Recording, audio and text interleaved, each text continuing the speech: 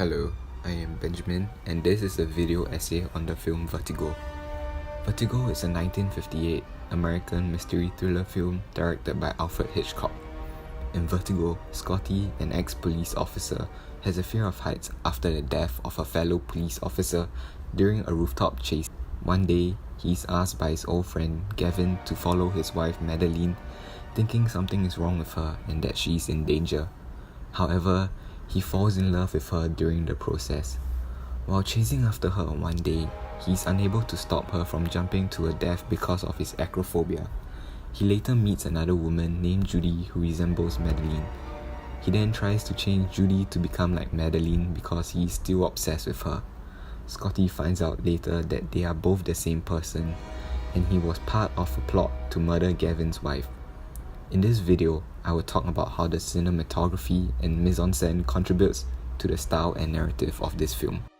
Firstly, the cinematography of Vertigo.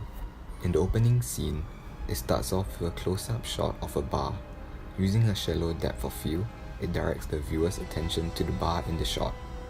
It sets up the importance of hanging on and the imminent danger later in the scene. It then zooms out and the depth of field becomes greater, establishing the scene and telling the viewer what is happening. The lighting throughout this scene is low-key and mostly dark with the night sky in the background. It conveys a gloomy feeling and creates a dark and mysterious atmosphere, setting up the theme for the film.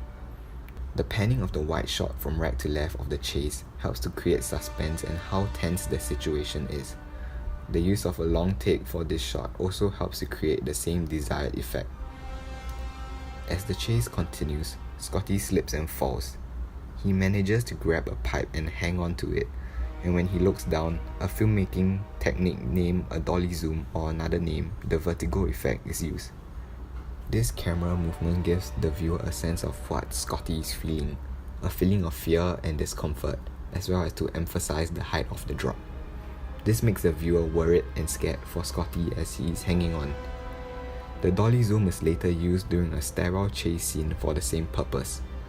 Vertigo was the first film to use the dolly zoom in 1958, and since then, the dolly zoom has been used in multiple films such as Jaws, Poltergeist, and many more.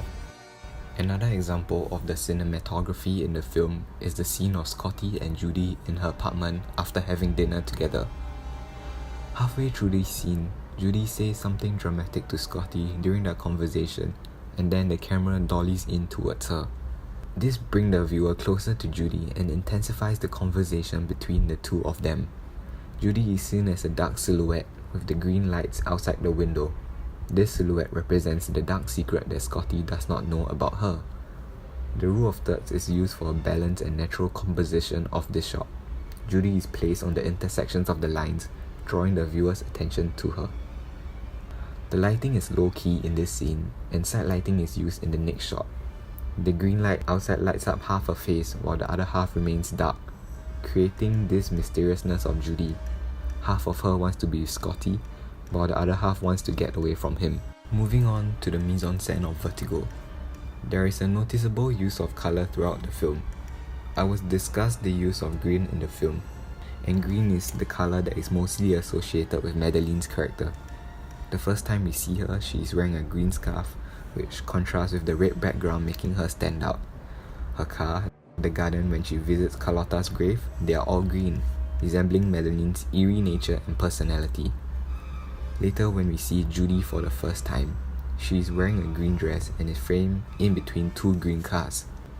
This side profile shot of Judy has an uncanny resemblance to the side profile shot of Madeline the first time we see her. This reminds Scotty of Madeline when he sees her and how much Judy looks like her. Scotty is still obsessed with Madeline and misses her. The green can represent Scotty's obsession he still has of Madeline.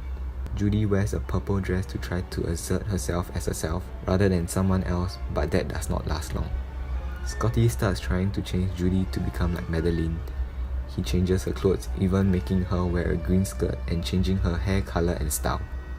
In a later scene, Judy emerges like a ghost through a green light.